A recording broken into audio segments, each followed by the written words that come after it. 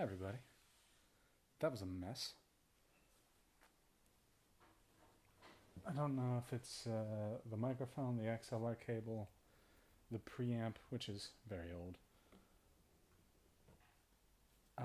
cables crossing or shorted or something like that, But it seems like the terrible clicking noise has ceased. It's 9:30. And we didn't get anything read yesterday because it was clicking the whole time. So let's read at least a chapter. And then we'll see if I have the heart to keep going. Hi, it's Hot Dad Reads. We're reading Les Miserables. Let's get the logo off the screen. Put the Patreon up there. Hey guys. Patreon.com/HotDadReads. Give me money. Just give me money. This is a mess.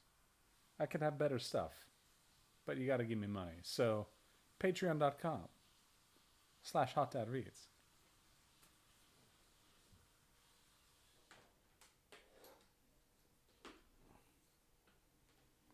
Why am I all washed out now? I don't understand. Used to have a cool shadow over here. Oh. Chapter 10. Systemic Denials. It was time to bring the proceedings to a close. The presiding judge asked the defendant to rise and put the customary question to him, "Have you anything to add to your defense?" Standing there twisting a hideous cap that he had in his hands, the man apparently did not hear. The judge repeated the question. This time the man heard. He seemed to understand. He stirred like someone waking up, looking round, stared at the public, the gendarmes, the lawyer, the jury, the court, placed his huge fist on the edge of the wood paneling in front of his bench, looked round again, and fixing his eyes on the public prosecutor, all of a sudden he began to speak. It was like an eruption. From the way in which the words burst from his mouth, incoherent, impetuous, jumbled, pell-mell, it sounded as though they were all rushing to get out at the same time. He said, "I have this to say, that I was a cartwright in Paris. In fact, it was with Monsieur Balou. It's a hard occupation as a cartwright. You're always working in the open air, in courtyards, under open sheds, with good masters, never in closed workshops, because you need space, you see. In winter you get so cold you slap your arms to get warmed up, but the masters are against that. They say it's time-wasting, it's punishing, handling iron when there's ice between the paving stones. It wears a man down fast. You get old, very young in that trade. At 40 years old, a man's finished. I was 53. I found it really hard. And then workmen, they're so cruel when a fellow isn't young anymore. They're always calling him an old fool, an old idiot. I was earning no more than 30 sous a day. The masters took advantage of my age. They paid me as little as they could. Besides that, I had my daughter working as a washerwoman at the river. She earned a bit as well. With the two of us, we managed. It was hard for her, too, up to her waist in a tub all day long in the rain and the snow with the wind cutting into your face. When it's freezing, it makes no difference. The washing still has to be done. There are people who haven't much linen and need to have it back. If you didn't do the washing, you'd lose customers. The planks are badly joined and you get drops of water falling all over you. Your skirts and petticoats are all wet. You get soaked right through. You also worked at the Enfants Rouge laundry house where the water comes out of taps. You're not standing in the tub there. You do your washing at the tap in front of you and rinse in the basin behind you as it's closed in. You're not so cold, but there's the steam from the hot water that's terrible and then ruins your eyes. She used to get home at 7 in the evening and went to bed very soon after. She was so tired. Her husband used to beat her. She died. You've not been very lucky. She was a good girl, didn't go out dancing, very steady. I remember one Mardi Gras when she went out to bed at 8 o'clock. There, I'm telling the truth. Ask anybody. Oh, of course, you may well ask, how stupid of me. Paris is an abyss. Who's ever heard of Père Champmathieu? But I tell you, there's Monsieur Balou. Go and look up Monsieur Balou. I don't know what more you want of me. The man fell silent and just stood there. He said all this in a loud, rapid, raw, harsh, hoarse voice, with a kind of cross and primitive ingenuousness. Ingenuousness. Once he broke off to greet someone in the crowd. The statements, such as they were, that he seemed to toss out at random erupted from him like hiccups, and to each of them he added the gesture of a woodcutter splitting wood. When he had finished, the audience burst out laughing. He stared at the public, and seeing everyone laughing and not understanding why, he began to laugh himself. It was sinister. The presiding judge, a scrupulous and well-meaning man, raised his voice. He reminded members of the jury that the gentleman by the name of Baloo, the former master wheelwright the accused claimed to have worked for, had been cited to no purpose. He had gone bankrupt and was not to be found.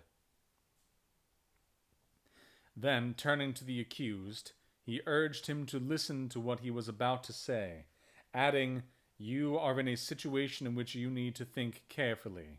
The most serious allegations are hanging over you and could entail consequences of the utmost gravity.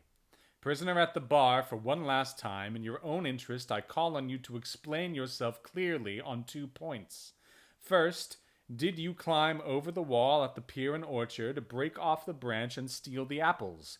That is to say, commit the crime of theft aggravated by trespass, yes or no?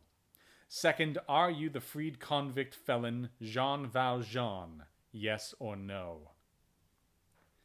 The accused shook his head with a capable air, like a man who has well understood and knows what he is going to reply. He opened his mouth, turned to the presiding judge, and said, "First of all..." Then he stared at his cap, stared at the ceiling, and remained silent. "Prisoner at the bar," said the public prosecutor in a stern voice, "beware you do not reply to anything you are asked. Your confusion condemns you. It is obvious that your name is not Champmathieu, that you are the convicted felon Jean Valjean, originally hiding under the name of Jean Mathieu as your mother's name, which was his mother's name, that you went to Auvergne, that you were born in Faverolles, where you were a tree pruner. It is obvious that you have trespassed and stolen ripe apples from the pier and orchard. The gentlemen of the jury will reach the same conclusion." The accused had eventually sat down. He leapt up when the public prosecutor had finished and shouted, "You're very wicked. You are. This is what I wanted to say. It didn't come to me at first. I haven't stolen anything. I'm a man that doesn't eat every day. I was coming from Ailey. I was walking across country after a downpour that had made the whole countryside yellow. Even the ponds had flooded, and there were these little blades of grass sticking out by the grit by the roadside. I found a broken branch lying on the ground with apples on it. I picked up the branch without knowing it would get me into trouble. It's 3 months now I've been in prison and getting pushed around. More than that, I can't say. People speak out against me. They tell me, 'Answer.' The gendarme, who's a decent lad, nudges my elbow and whispers to me, 'Go on, answer. I'm no good with words. I didn't go to school. I'm a poor man. I didn't steal. I picked up things that were lying on the ground. You say Jean Valjean, Jean Mathieu. I don't know these people. They're country folk. I worked for Monsieur Baloo, Boulevard de l'Hôpital. My name is Champmathieu.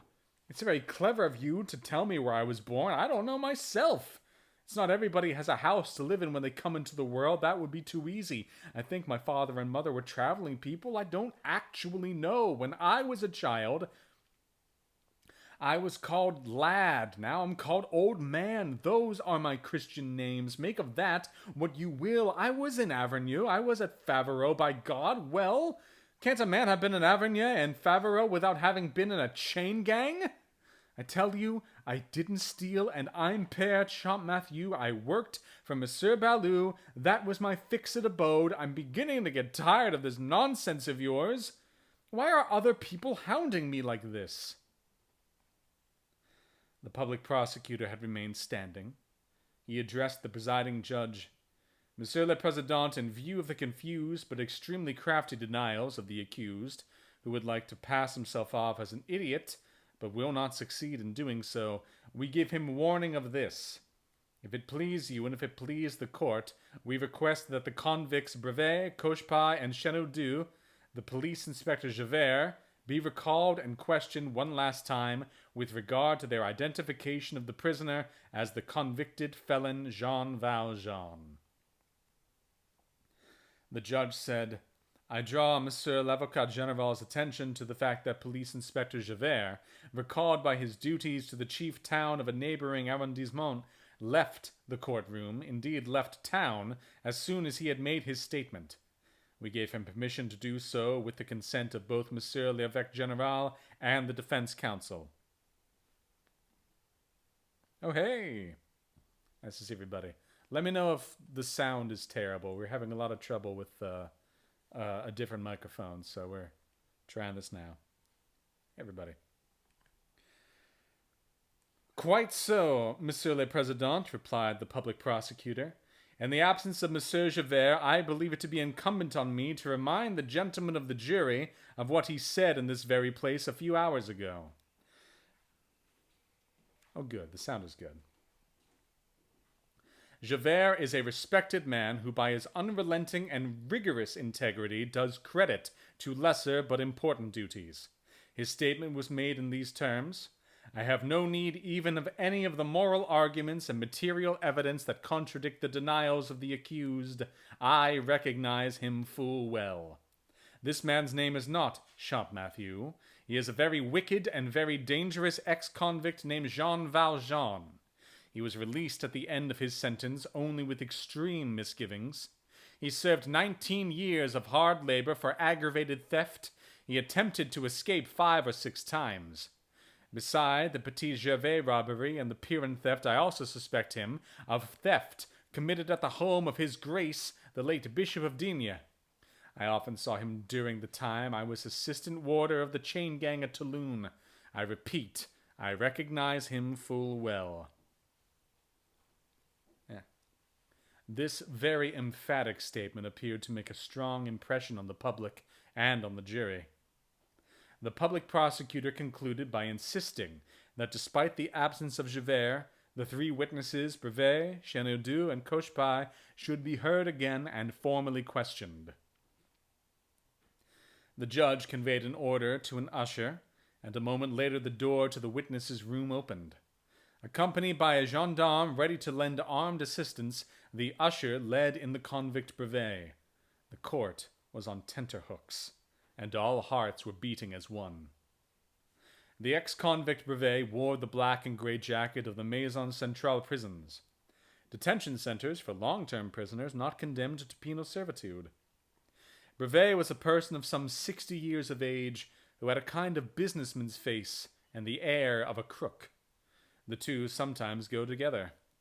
In the prison where his fresh misdeeds had brought him, he had become something in the nature of a turnkey. He was a man of whom his superiors said, he tries to make himself useful. The chaplains testified favorably as to his religious observances. It must not be forgotten, this was happening during the Restoration. Brevet, said the presiding judge, as a convicted felon you have lost your civil rights and you cannot take the oath. Brevet lowered his gaze.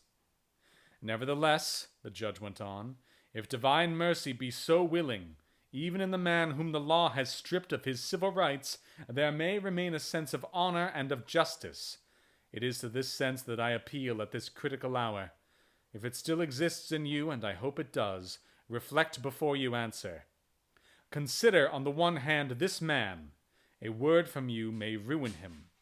On the other hand, justice. A word from you may enlighten him. This is a solemn moment, and there is still time to retract if you think you are mistaken. Prisoner at the bar, rise. Brevet, take a good look at the accused.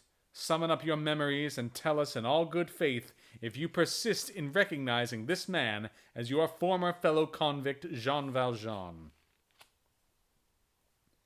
Brevet looked at the accused, then turned to the court.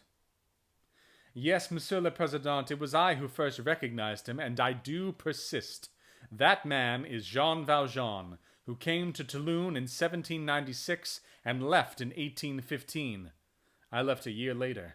He has the air of a dolt now, so it must be age that has dulled him. He was cunning in prison. I recognize him without the shadow of a doubt. Go and sit down, said the judge. Prisoner at the bar remains standing. A convict serving a life sentence of hard labor, as indicated by his red tunic and green cap, Chenildieu was brought in. He was serving his sentence in the prison hulks at Toulon, from where he had been plucked for this trial. He was a small man of about 50, alert, wrinkled, puny, yellow, brazen, excitable, who had a kind of sickly feebleness in his every limb and about his whole person, and an immense forcefulness in his gaze. His companions in the prison hulks had nicknamed him Chenildieu. I deny God in French. This sounds very similar to his name, Chenildieu. The judge said to him more or less what he had said to Brevet. At the point when he reminded him that his criminal status deprived him of the right to take an oath, Chenildieu looked up and stared directly at the crowd. The judge invited him to think carefully, and asked him, as he had asked Brevet, if he persisted in recognizing the prisoner. Chenildieu burst out laughing. By God, do I recognize him? We were chained together for 5 years. Afraid of what's coming to you, old boy?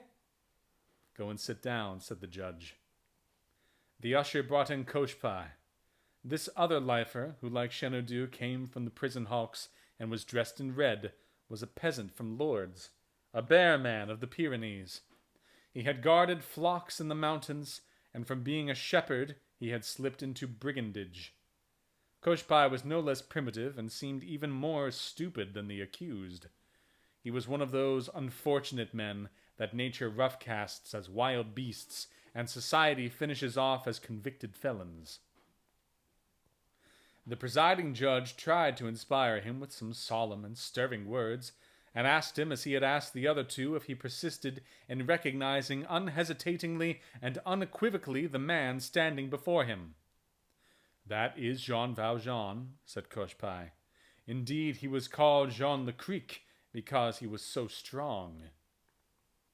Each of these statements from these 3 men, evidently sincere and made in good faith, had raised in the audience a murmur that boded ill for the accused, a murmur that grew louder and lasted longer each time a fresh declaration was added to the previous one. The accused, meanwhile, had listened to them with that amazement on his face that, according to the prosecution, was his main method of defense. At the first declaration, the gendarmes next to him had heard him mutter under his breath, "Well, he's a fine one." After the second, he said a little louder, with an almost satisfied air, "Right." At the third, he cried, "Terrific." The presiding judge addressed him. "Prisoner at the bar, you have heard these men. What have you to say?" He replied, "I say terrific." A clamor broke out in the public gallery, and almost spread to the jury. It was obvious the man was doomed. "Ushers," said the judge, "call for silence. I am going to close the proceedings." At that moment there was a stir very close to the judge. A voice was heard to cry out, "Brevet! Chenildieu! Cochepaille! Look over here!" All who heard that voice felt chilled. So mournful and terrible was it. All eyes turned to the place it came from. A man who had been among the privileged spectators seated behind the bench had just got to his feet, pushed open the breast-high door that separated the bench from the floor of the court, and was standing in the middle of the chamber. The judge, the public prosecutor, Monsieur Bamatabois, 24 people recognized him and cried out in unison, "Monsieur Madeleine!" Drink some water, we'll do another chapter. Whew.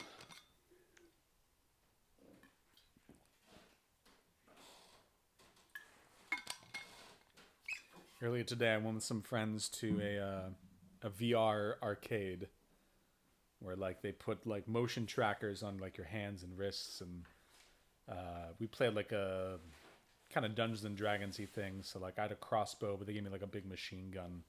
But like with the headset on, you see everything, and it was pretty good. The movement was 1-to-1. Like it didn't have fingers or hands necessarily, but it was pretty cool. And there were 6 of us, so we're all like scattering around each other and having a fun time. We fought a dragon. That was fun.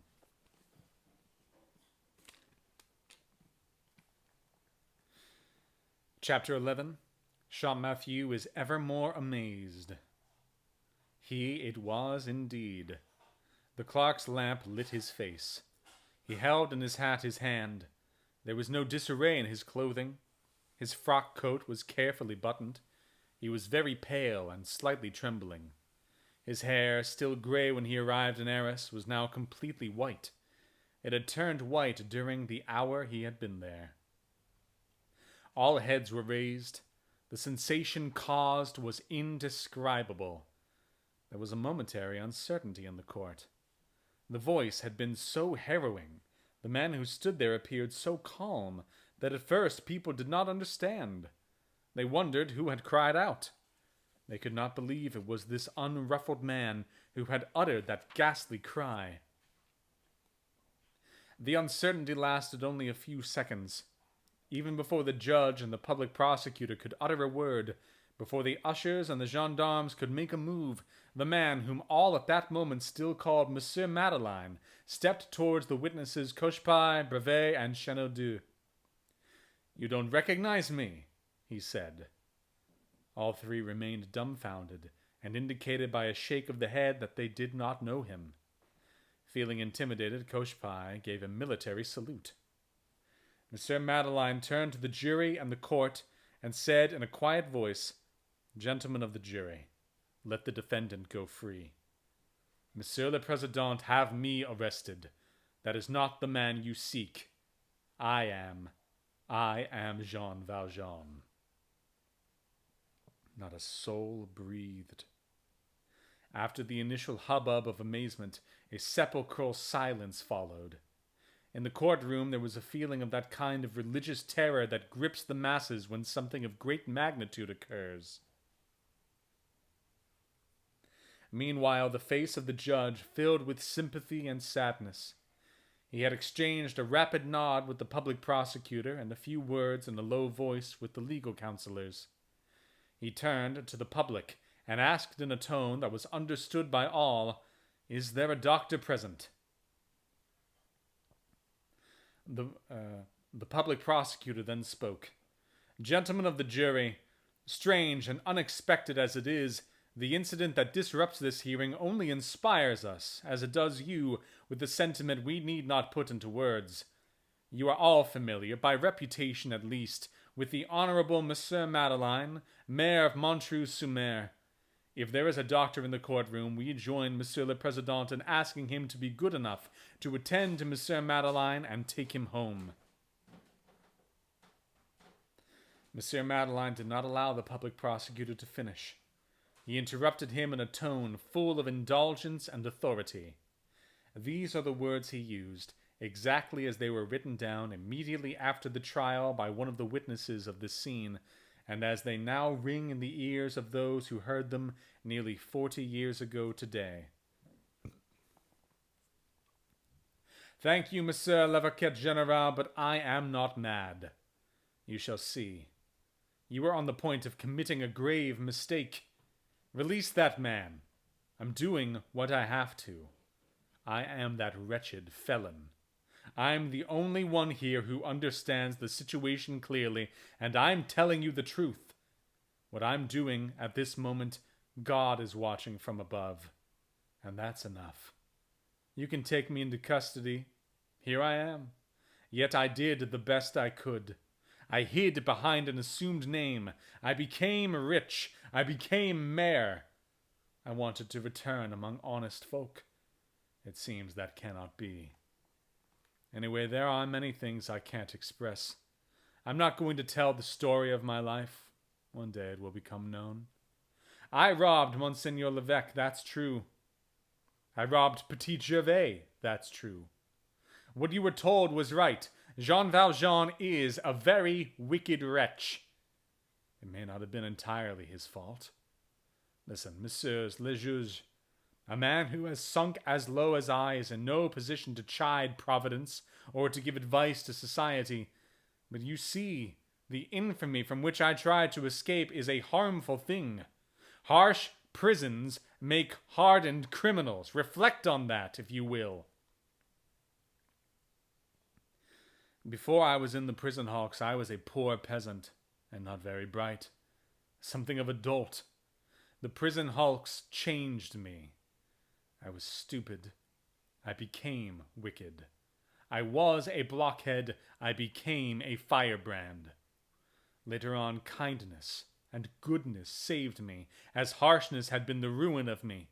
But forgive me, you can't understand what I'm saying. You will find at my house, among the ashes in the fireplace, the 40-sou coin I stole from Petit Gervais 7 years ago. I've nothing more to add. Arrest me. My God, Monsieur l'Avocat General shakes his head. Monsieur Madeleine has taken leave of his senses, you say? You don't believe me. Now that's distressing. Don't convict this man, at least. What, these men don't recognize me? I wish Javert were here. He would certainly recognize me. Nothing could convey what somber and kindly melancholy marked the tone of voice that accompanied these words. He turned to the 3 convicts and said, "Well, I recognize you, Brevet. Do you remember?" He paused, hesitated for a moment, and said, "Do you?" Having started to address Brevet as vous, Monsieur Madeleine pauses, then continues to address the convicts individually as tu, underlining his close association with them. "Do you remember those checkered and knitted braces you had in the prison hulks?" Brevet gave, as it were, a start of surprise, and looked him up and down in fearful manner. He went on. "Chenaudieu, who gave yourself the nickname Chenaudieu? The whole of your right shoulder is badly burned because one day you lay with your shoulder on a chafing dish full of hot coals in order to efface the 3 letters TFP, which for all that are still visible. Answer, is this true?" "It is true," said Chenaudieu.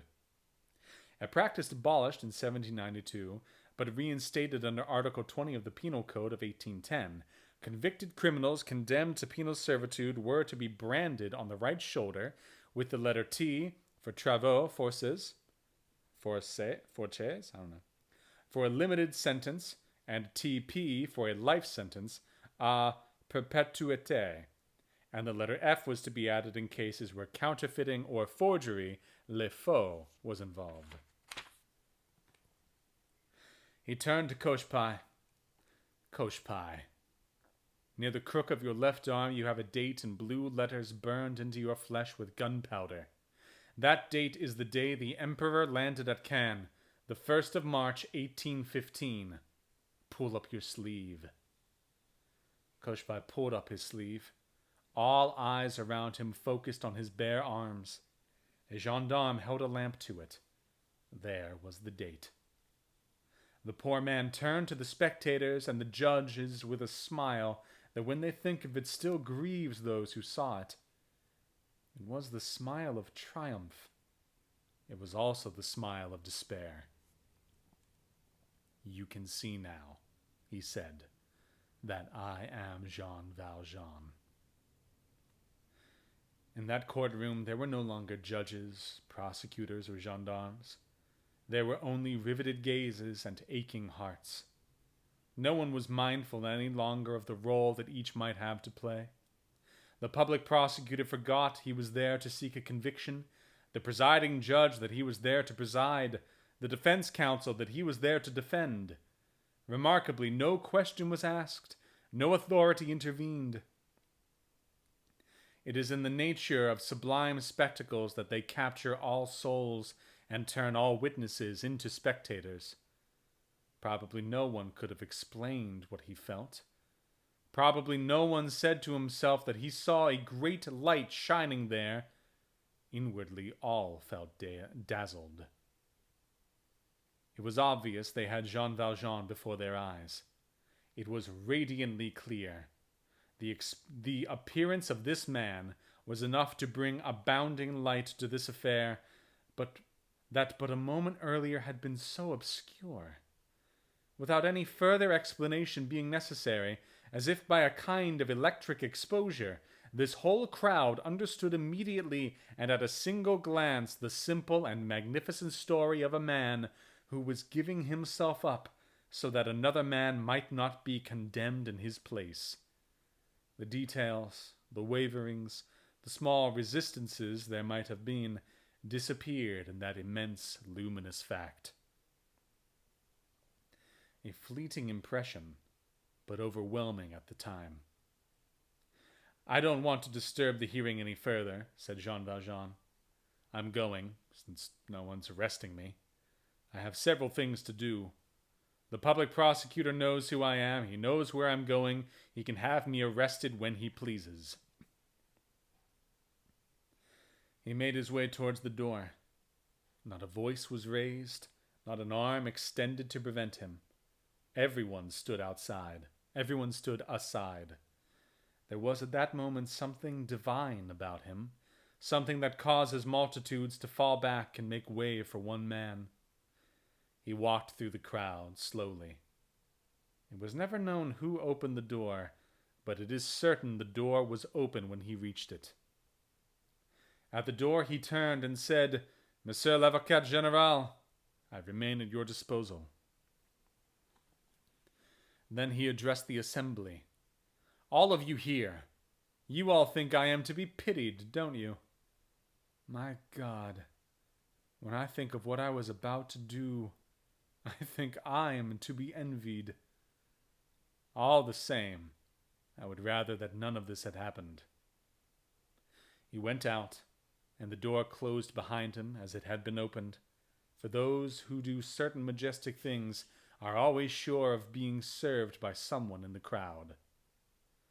Less than an hour later, the jury's verdict cleared the man named Champmathieu of all charges, and Champmathieu, immediately released, went away astounded, thinking all men were crazy and understanding nothing of what he had seen.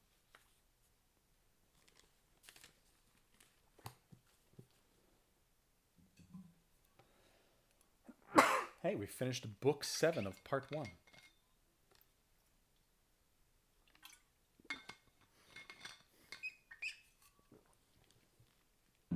We're like almost a fifth of the way through the book.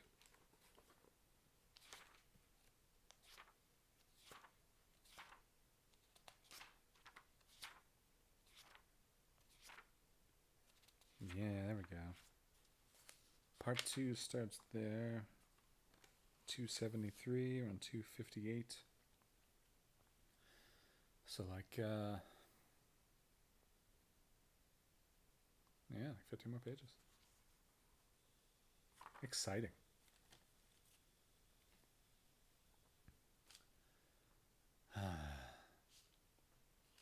I've had some bad days. I've had some really good days with my voice, and now I've had some bad days. So today it's doing better, but it's definitely a little hitch in there somewhere. A little bit more water, and I'll read a little bit more.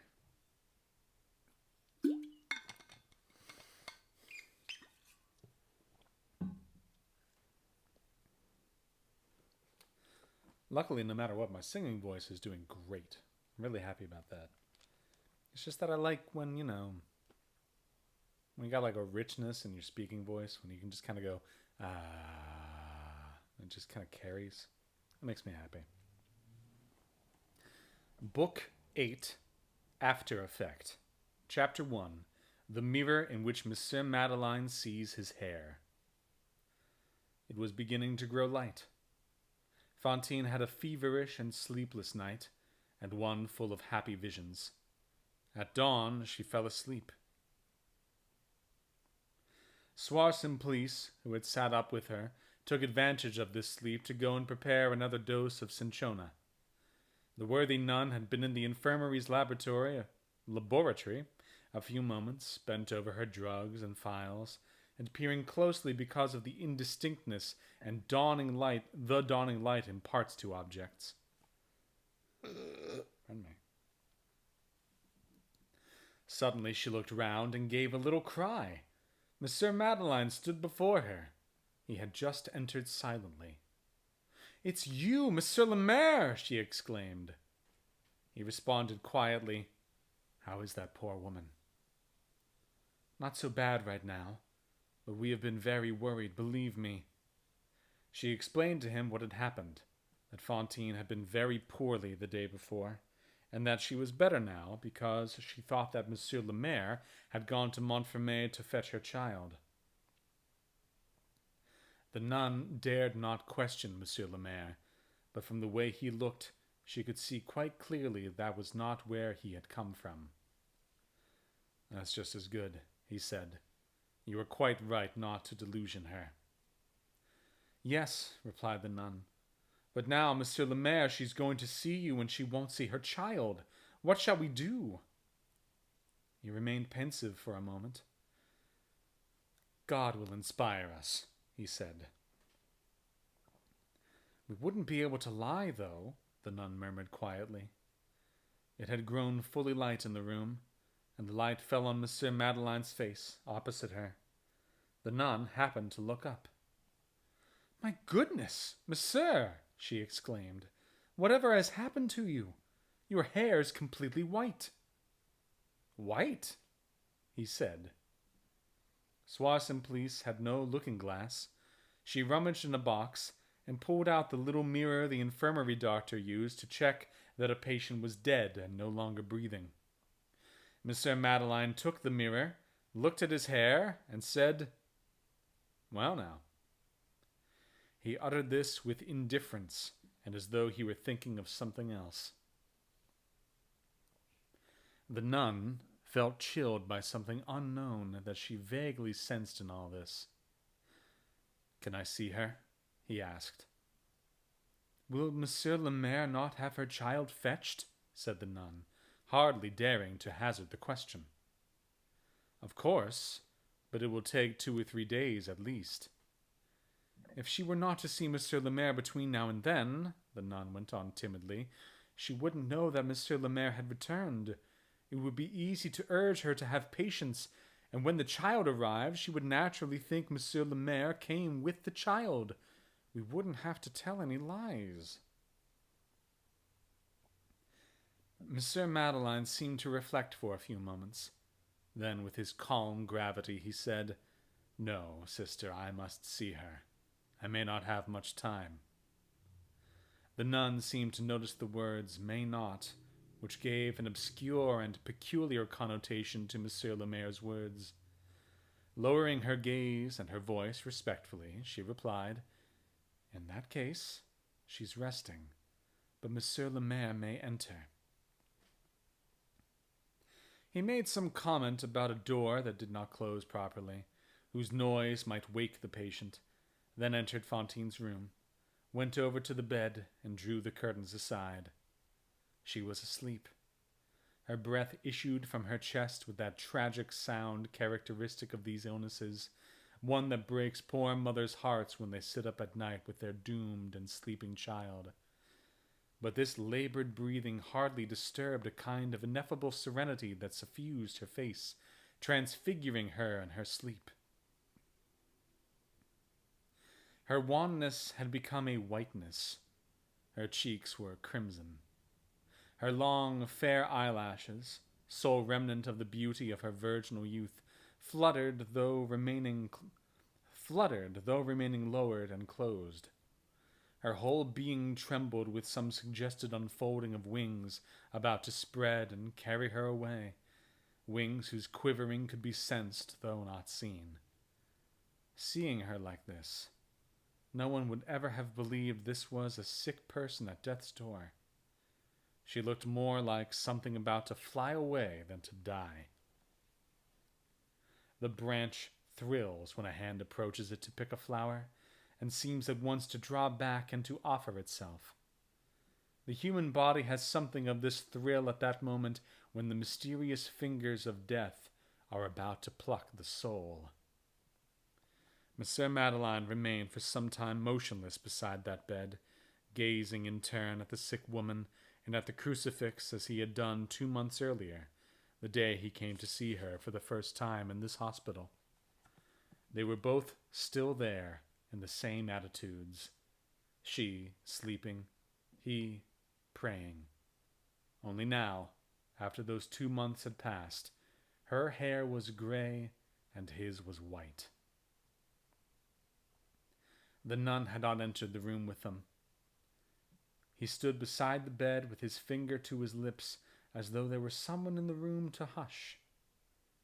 She opened her eyes, saw him, and said calmly with a smile, "And Cosette?"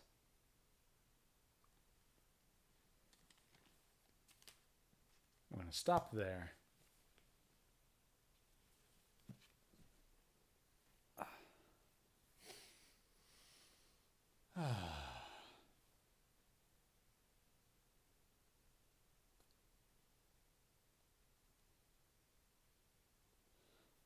It's like, if I get to project, have a little bit more nasality, voice is fine.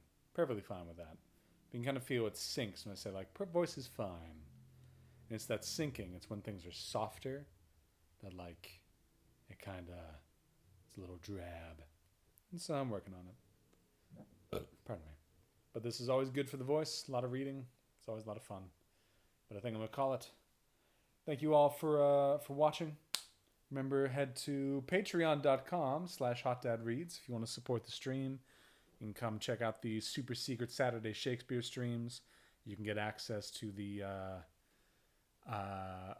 previous books we've read, which include War of the Worlds by H.G. Wells and Pride and Prejudice by Jane Austen. And we've also, Shakespeare-wise, we've read Much Ado About Nothing, and I gotta find a Saturday where I can finish Julius Caesar. We only have 30 minutes of Julius Caesar left. Also, really would appreciate it watching on Twitch. I know a lot of people watch on YouTube, but if you're watching on Twitch, head to twitch.tv/hotdadreads. There's a little heart in the corner, I think. This corner, I bet. I don't know, somewhere. Click the heart, give us a follow. We're trying to get over 50 followers. Following costs you nothing. It's simple, it's easy. So, do what you can to support the stream. Would definitely really appreciate it. When we get over 50 followers, then we can monetize the stream. And by monetize the stream, I mean take money from Jeff Bezos. That's always the plan. Yeah, so we're taking tomorrow off. I have a poker game. I came in first last week in a tournament. Really happy about that. And we'll be back on Thursday. So have yourselves an agreeable evening.